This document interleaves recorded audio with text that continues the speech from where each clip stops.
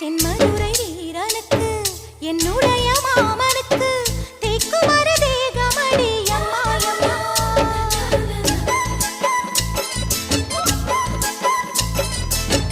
மாமன் பெற்ற பெண்ணுனக்கு மையெழுதும் கண் எதுக்கு என்னை வந்து கொல்லுதடி அம்மா அம்மா.